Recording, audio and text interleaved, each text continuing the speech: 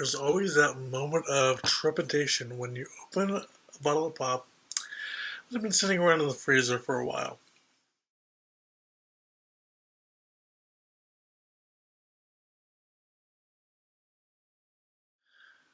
Good day, YouTube. So today is October 2nd, and I wanted to speak a little bit about my relationship with the Morrigan.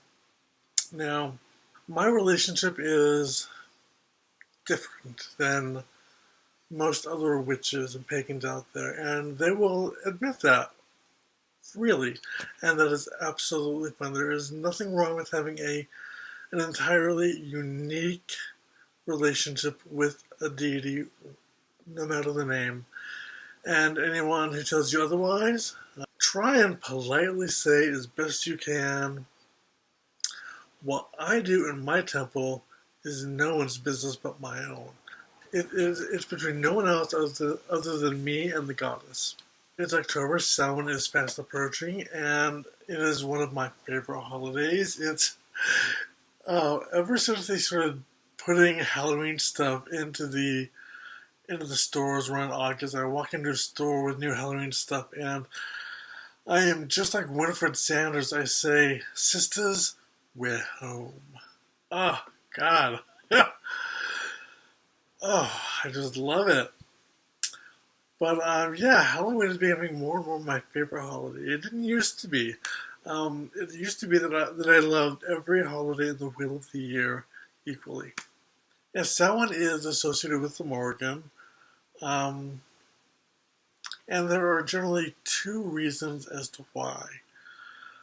In the mythology, it is one of the names that the Morrighan gives herself. She calls herself Samhain, as well as a litany of other names. But it is also the date on which she mates with the tribal solar thunder god, the Doida, uh, while she's astride a river. This is a very interesting point.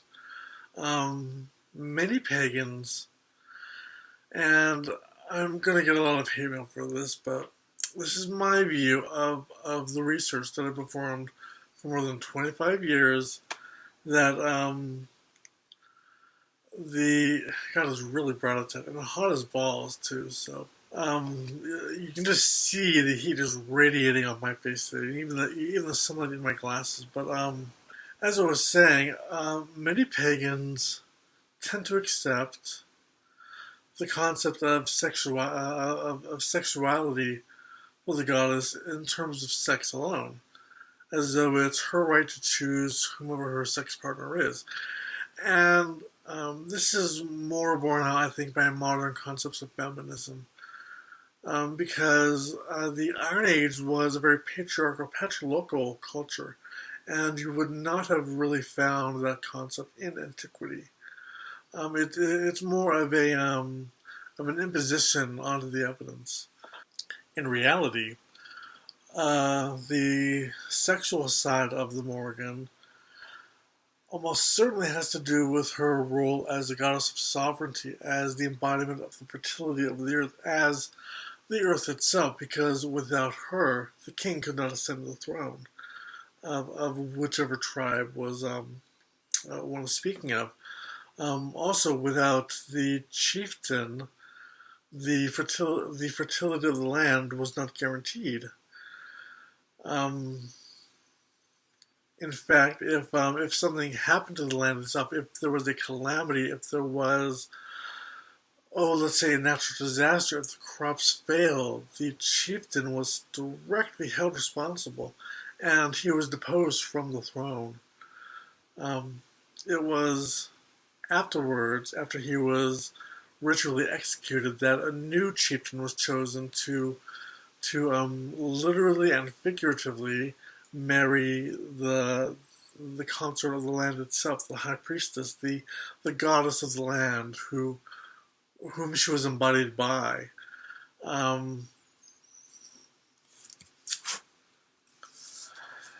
Mary McNow, who wrote this, check out how big this book is. It's huge.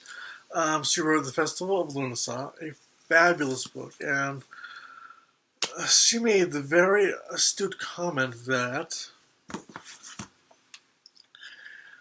if the fertility of the plants and the vegetables was at paramount, then the concept of birthing and the goddess would have been, or mating and the goddess would have been found in vogue when it would more naturally occur.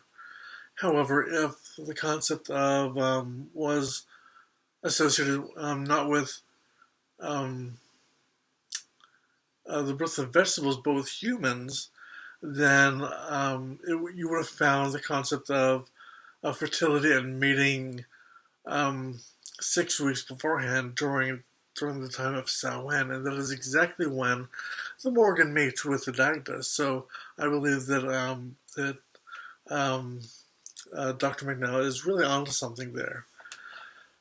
Um, to me, the Morrigan is a goddess of fertility. She is the Earth Mother goddess. She is known by dozens of names in antiquity from Anan. She's known as Anan, Ba, Vanu, Morgu, Maha. I believe she's known as the Kalik. I would have to check on that again. It's been a while. But yeah, to me, the Morrigan is an Earth Mother goddess who changes with the seasons. At Samhain, she enters her time of repose. It is a time of looking inward, of kindling the bonfires and communing with the ancestors. It is a time of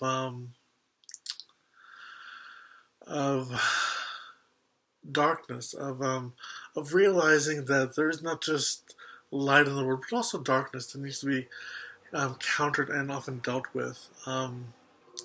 At Imbolg, of course, she is a hearth goddess. She is the burgeoning goddess of springtime, of the burgeoning earth itself, as it breaks through the ice and the snow that lingers on.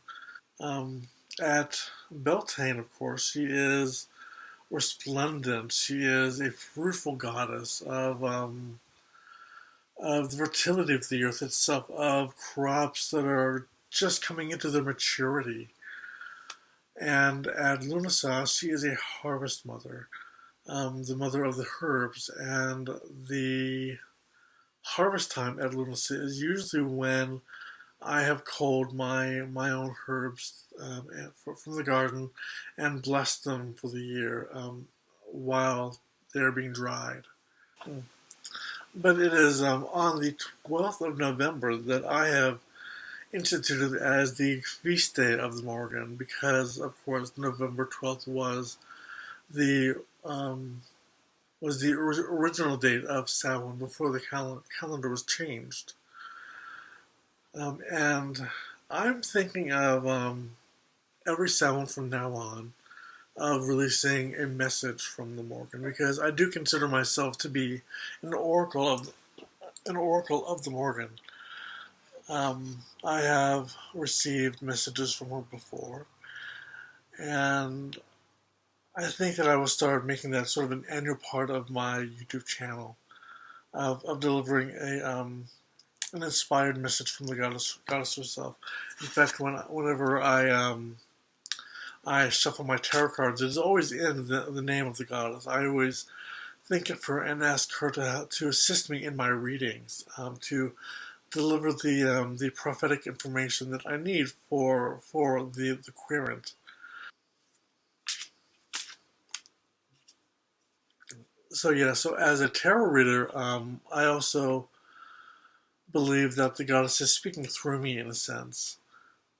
Um, but something else that I wanted to talk about before I draw this quick video to a close is that throughout the month of October, I will be I will be doing videos showing some of the various tarot spreads that I have come up with over the past few years. It won't be every tarot spread I've created. I will probably limit them to maybe 2 or 3 spreads a week, depending on how busy my week is. It shouldn't take me too long to come up with the videos. I'll be using Keynote primarily to do the video animation. But yeah, so that is basically all that is going down this week. I think it will be on October 12th that I will finally announce my first ever um, YouTube giveaway. So that's something else to look forward to. Um, until next time, my witches, I hope you have enjoyed our little chat. So until next time. Well, actually, hold that thought. I wanted to give you some recommendations for anyone that is interested in learning more about the Morrighan. One of my favorite books is, of course, this one. It never came with a dust jacket. I bought it used, in excellent condition, I might add. It's Rosalind Clark's The Great Queens, Irish Goddesses from the Morrighan to Kathleen Ni Houlihan. Let's see. This is just an old issue of Speculum that I have around, a Journal of Medieval Studies. There's a great article in here, actually, about the Celtic sovereignty goddess. It's from the October issue of 2006, and that article is called.